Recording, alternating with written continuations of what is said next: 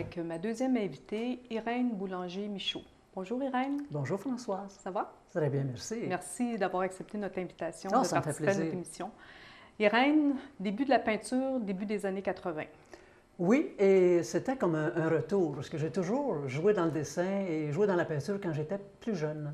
Ensuite, il y a eu la famille et j'ai fait des vitrines. J'étais étalagiste pendant un bout de temps et j'ai commencé un certificat en art. Et puis quand j'ai vu que le certificat n'était pas vraiment accrédité au niveau du bac, j'ai rempli un dossier puis ils m'ont accepté au bac. Et j'ai commencé mon bac assez tard. Oui, bien, tu peux nous en parler Oui, un petit j'ai peu, parce que ça commencé- prend du courage. Ça prend De peut-être commencer du un courage, bac, mais ça a été surtout un plus tard. grand bonheur. Que pour une fois, je faisais quelque chose pour moi, toute seule. Je n'étais pas la seule qui avait eu ce parcours-là. J'ai rencontré des femmes qui sont devenues mes amies, qui avaient le même parcours que moi, qui avaient eu la famille et qui, là, finalement, faisaient quelque chose qu'ils avaient toujours voulu faire de toute leur vie. Sans parler de ton âge, on peut parler de quel âge? Parce que je suis sûre qu'il y a des femmes qui nous écoutent et qui disent « Oui, oui, mais c'est-tu à 20 ans? C'est-tu à 30 ans? » J'ai commencé mon bac à 50 ans. À 50 ans. Oui. C'est pour ça que je disais que ça prend du courage. J'étais au bac en même temps que ma fille. C'était assez spécial. Mais j'ai adoré ça. On était vraiment comme des éponges, les filles de mon âge. C'était quelque chose qu'on souhaitait depuis longtemps. Bien, c'est ce que tu me disais en pré-entrevue Oui. aussi, que même les professeurs vous adoraient parce Bien, que je vous comprends, savez pourquoi vous êtes là. Oui, on le sait pourquoi on est là et vraiment, on boit toutes leurs paroles et on apprend et on était très excités d'apprendre tout ça. Ça a été vraiment une belle révélation. Et je me suis dit, le reste de ma vie, je vais pouvoir avoir un plaisir fou à faire de l'art et on ne voit pas les choses comme tout le monde quand on est un artiste. Je pense qu'on les voit plus. On doit Oui. regarder Et on en tout, jouit on plus, doit je trouve. analyser tout, on Oui, doit oui. c'est ça, Visuellement, là, c'est vraiment... décomposer tout, oui. parce que pour arriver à faire des couleurs sur un tableau, il faut Oui. réussir à la décomposer, la En tout couleur. cas, oui, c'est vrai. On fait vraiment... Oui, c'est un plaisir, en tout cas. pour moi. Quand on est en bac à l'université, on nous fait toucher à tout. Oui, À tous exactement. les médiums, toutes les formes d'art, Oui. figuratifs, abstraits. On fait ce qu'on a en dedans, c'est sûr. Mais moi, j'aimais beaucoup aussi la gravure. J'ai beaucoup aimé ça. Mais c'était surtout pour la peinture. J'ai fait de la peinture, depuis que j'ai fait mon bac, j'ai fait beaucoup de peinture. Et depuis 3 ans, je m'adonne au papier, je devrais dire. Le papier? Oui. C'est ce qu'on voit un petit peu sur la table. Le papier, ici. c'est quelque chose que j'aime depuis que je suis tout petite. Les odeurs, le toucher, je ne sais pas, il y a une subtilité dans le papier, moi, qui m'attire beaucoup. Même, je donne des ateliers de fabrication de papier. Donc, tes papiers, c'est toi qui les fais? Oui. À partir de À matière? partir, pour sauver du temps, je vais chez la papeterie Saint-Armand. C'est sûr que on peut faire du papier avec beaucoup de choses, mais si on le fait avec du tissu, il faut qu'on ait la pile hollandaise, qui est vraiment un aria à s'acheter et à avoir aussi. Donc, je vais chez Saint-Armand, ils ont toutes sortes de papiers, du lin, de la À ce bacolle. moment-là, il est sous quelle forme? Souvent, on peut l'acheter sous forme de feuille et souvent sous forme de pulpe. Ça dépend de leur arrivage. Moi, j'y vais de temps en temps. Là. Comme ça, ici, c'est du papier qui a été fait avec leur papier. Mais ça a été un moulage que j'ai fait sur une poire. Je travaille beaucoup la poire. Un moulage qui a été fait sur du plâtre.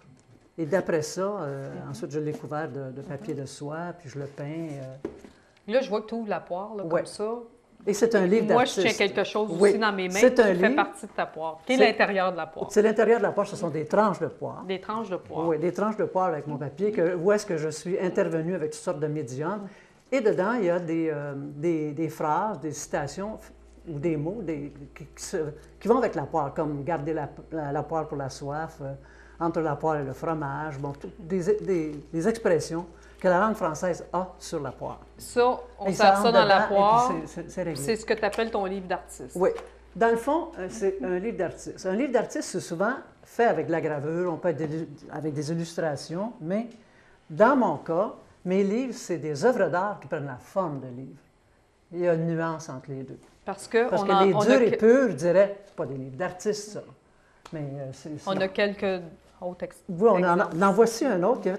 Nous avons une vieille maison de campagne, donc j'ai trouvé des éléments dedans que je me suis servi pour ça. Des vieilles clés, un vieux canard de bois, des couvre-pieds, une théière. Je vais le tenir, je vais l'en montrer. Mais c'est fait avec... La base de ça, c'est une œuvre que j'avais faite en papier.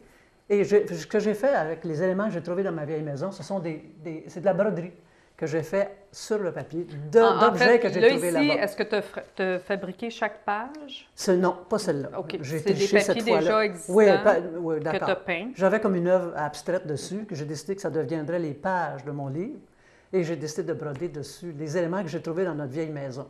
Et ce qui fait les pentures du livre, ce sont des clous carrés que j'ai fait travailler à la forge pour les remettre, pour les rouler. C'est ça qui fait les pentures. Et j'ai moulé un clou avec du plâtre, encore une fois. Ça a l'air que je m'amuse beaucoup. On a une autre belle petite boîte ici aussi, qui est encore les poires. Toujours.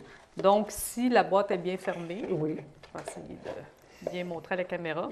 On voit notre poire dessus, on ouvre, on a une autre poire à l'intérieur. Vraiment, il y a une saturation de poire.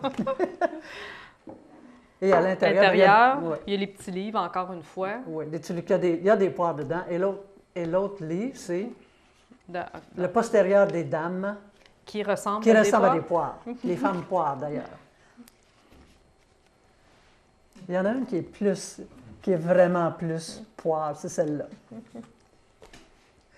C'est amusant. Donc, tu t'amuses beaucoup dans ton travail. Je m'amuse terriblement. Moi, dans la vie, il faut que je rie.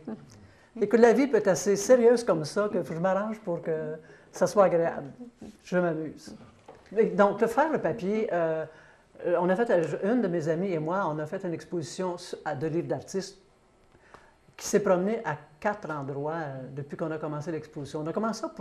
On a commencé à faire des livres parce qu'on aimait faire des livres. Puis il y a eu à un moment donné un hasard de vie qu'on a montré ça à quelqu'un. On a dit, bon, envoie ton dossier. Depuis ce temps-là, mais ça fait 4 fois que l'exposition se promène. Avec différents livres, toi et ta copine? Oui, on a fait chacun des livres, puis on en a fait ensemble. Est-ce qu'il y a d'autres artistes qui t'approchent des fois et disent? Non, pas dans ce cas-là, parce que c'est trouver des gens pour faire une exposition, c'est toujours, plus on est, plus c'est compliqué.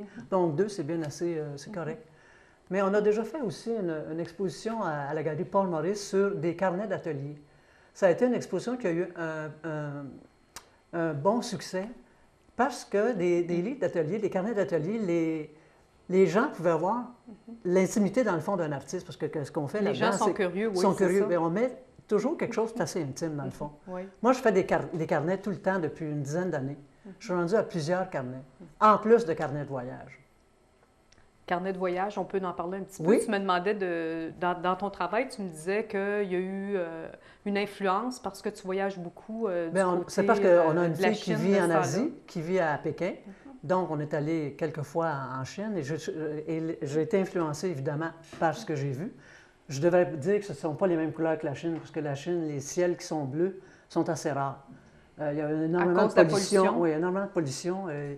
Juste quand le vent vient du nord, là, par exemple, ça nettoie l'atmosphère, mais c'est plus froid. Mais à ce moment-là, le ciel est bleu. Mais en général, le ciel est toujours comme dans leur calligraphie, pas la calligraphie, les travaux qu'on voit d'artistes chinois, ils ont souvent une brume, mais c'est vraiment comme ça aussi.